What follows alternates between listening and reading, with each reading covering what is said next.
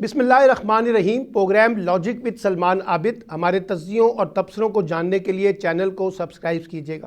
آج ہم گفتگو کریں گے اس وقت پاکستانی سیاست میں جو ایک بڑا بحران پیدا ہو گیا ہے، اور یہ بحران ہمیشہ سے ماضی میں ہمیں اپوزیشن اور حکومت کے درمیان نظر آتا تھا، لیکن یہاں ایک تھوڑی سی ایک اور تلخی نظر آ رہی ہے کہ اپوزیشن اور حکومت کے درمیان تو بد اعتمادی اور ٹکراؤ ہے، لیکن ساتھ ساتھ اپوزیشن اور اسٹیبلشمنٹ کے درمیان بھی ایک سرد جنگ دیکھنے کو مل رہی ہے۔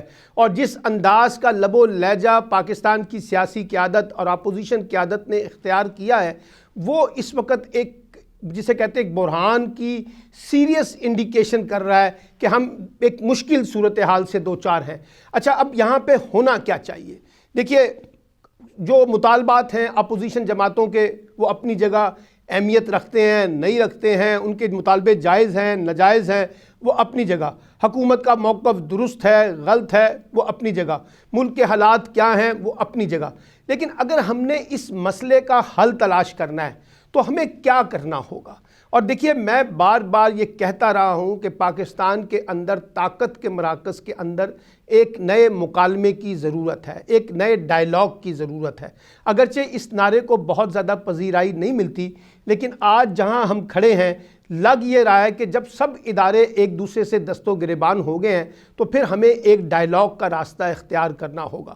آپ کو یاد ہوگا کہ چند سال پہلے جو سینٹ کے چیئرمین تھے رضا ربانی، انہوں نے جو پیپلز پارٹی سے جن کا تعلق ہے، انہوں نے اس وقت مشورہ دیا تھا کہ پاکستان میں ایک سیریس ڈائیلاگ طاقت کے مراکز کے درمیان ہونا چاہیے۔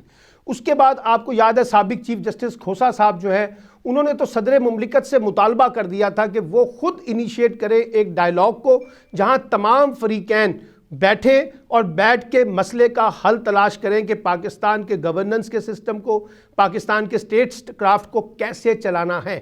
خود سابق وزیر اعظم شاہد خاقان عباسی بھی یہ کہہ چکے ہیں کہ پاکستان میں اس وقت ایک سیریس ڈائیلاگ کی ضرورت ہے۔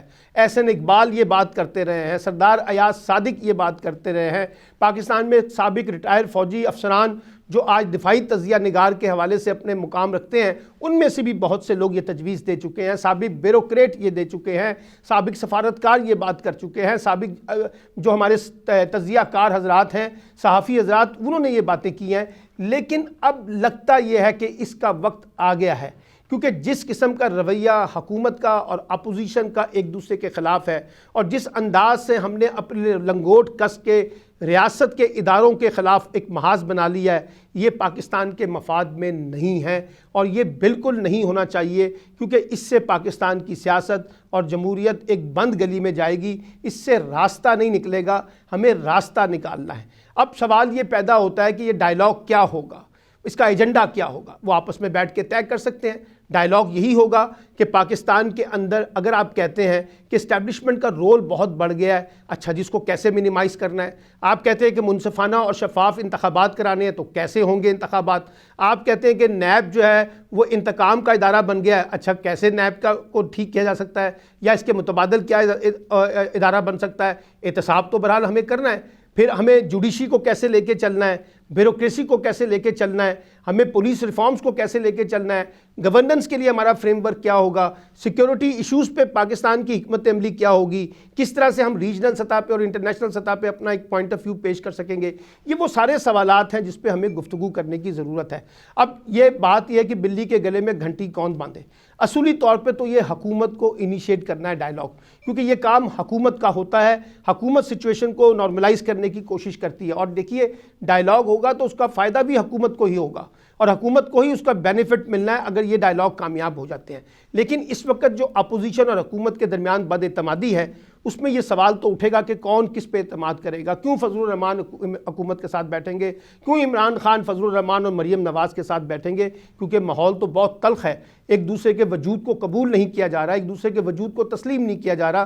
تو ایسے میں مجھے لگتا ہے کہ وہ جو سابق چیف جسٹس کھوسا صاحب نے تجویز دی تھی کہ جناب صدر مملکت جو ہیں اس سارے معاملے کو انیشیٹ کریں، اور صدر مملکت جب انیشیٹ کریں تو انہیں پرائم منسٹر کا بھرپور اعتماد حاصل ہو، اور وہ پرائم منسٹر کے اعتماد کے ساتھ تمام فریقین کے ساتھ ڈائیلاگ کو انیشیٹ کریں، بیٹھے سوچ بچار کریں اس میں تمام ادارے شامل ہوں، سیاسی ادارے بھی شامل ہوں، سیکیورٹی ادارے بھی شامل ہوں، اسٹیبلشمنٹ کے بھی لوگ ہوں، جوڈیشری کے بھی لوگ ہوں، بیوروکریسی کے بھی لوگ ہوں، تاکہ ہم مل بیٹھ کر ایک نیا بیانیہ پاکستان کو چلانے کے حوالے سے ڈیولپ کر سکیں۔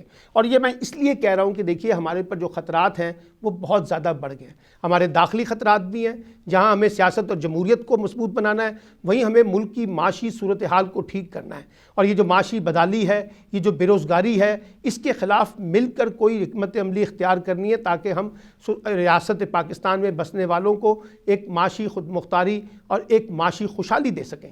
اسی طریقے سے ہمیں جو اس وقت ریجنل سطح پہ ہندوستان کے ساتھ مسائل آ رہے ہیں، افغانستان کے ساتھ مسائل آ رہے ہیں، سی پیک کے مسائل آ رہے ہیں، اس پہ بھی ہمیں ایک ٹھوس منصوبہ بندی کرنے کی ضرورت ہے۔ یہ نیریٹو ٹھیک نہیں ہے کہ حکومت ایک آواز لگائے ریجنل پالیٹکس کے بارے میں اور اپوزیشن اس کی بالکل نفی کرے۔ تو ہمیں جسے کہتے ہیں تقسیم کرنے کی پالیسی ہمارے مفاد میں نہیں ہے، کیونکہ اس کا فائدہ بھارت اٹھاتا ہے اور دوسرے ملک اٹھاتے ہیں۔ وہ کہتے ہیں کہ پاکستان کیونکہ ڈیوائیڈ ہے تو ہمیں اس کا فائدہ اٹھانا چاہیے۔ تو ہمیں نہ حکومت کو اور نہ اپوزیشن کو یہ سپیس جو ہے وہ ہمارے غیر ملکی لوگوں کو یا ممالک کو دینی چاہیے کہ وہ ہماری کمزوریوں سے فائدہ اٹھائیں۔ اور یہ بھی میں آپ کو بتا دوں کہ یہ ڈائلاگ ہوگا یہ کسی کی فتح اور شکست نہیں ہوگا۔ ہم نے کسی کو جیتنا اور ہرانے کا مقصد نہیں ہے، ہمیں اپنے مسئلے کا ریزولوشن تلاش کرنا ہے۔ پاکستان جن بحرانوں سے گزر رہا ہے اس کا حل تلاش کرنا ہے۔ وہ مشاورت سے ہوگا، وہ مکالمے سے ہوگا، وہ بات چیت سے ہوگا، وہ اتفاق رائے سے ہوگا، وہ ایک دوسرے کو انڈرسٹینڈ کروا کے ہوگا۔ تو یہ سوچ، یہ اپروچ اگر ہم اپنائیں گے تو ہم یقینی طور پر اس میں کامیاب ہو سکتے ہیں۔ اور اس کے لیے بڑا پن کرنا پڑے گا، اپنے چھوٹے چھوٹے مفادات کو چھوڑ کے جو نیشنل انٹرسٹ کے سوالات ہیں ان کو بنیاد بنانا پڑے گا، کچھ سیکریفائس بھی کرنا پڑے گا۔ سب کچھ جو ہے نا وہ آپ کی خواہشات کے مطابق حل ہونے والا نہیں ہے۔ اور یہ اپروچ جو ہے نا، جو ہم سارے بحرانوں کی ذمہ داری ایک ادارے پہ لگا دیں کہ جی اسٹیبلشمنٹ ساری صورتحال کی ذمہ دار ہے، یہ بھی رویہ ٹھیک نہیں ہے۔ ہر ایک کو اپنی اپنی ناکامیاں، اپنی اپنی خامیوں کو تسلیم کرنا ہوگا اور اس کو تسلیم کر کے آگے کا کوئی لائحہ عمل اور مستقبل کا حکمت عملی ترتیب دینی ہوگی، کیونکہ پاکستانی ریاست کو آج سب سے زیادہ اتفاق رائے کی ضرورت ہے، سیاسی استحکام کی ضرورت ہے، معاشی استحکام کی ضرورت ہے، علاقائی استحکام کی ضرورت ہے، عالمی استحکام کی ضرورت ہے۔ اگر ہم یہ استحکام پیدا کرنے میں کامیاب ہو جائیں تو ہم آنے والے مستقبل کے لیے کچھ بہتر نقشہ کھینچ سکتے ہیں۔ لیکن اگر ہم نے ڈائلاگ کا راستہ اختیار کیے کو چھوڑ کر ایک ایسا راستہ اختیار کر لیں گے جو ہم نے اس وقت اختیار کیا ہوا ہے، ایک دوسرے پہ لان تان کا، الزام تراشیوں کا، تو اس سے پاکستان کا مقدمہ، پاکستان کا مستقبل اور زیادہ جسے کہتے ہیں کمزور ہوگا، اور اس سے ریاست پاکستان کمزور بھی ہوگی اور لوگوں کی جو مفادات کی جو سیاست ہے اس کو بھی نقصان پہنچے گا۔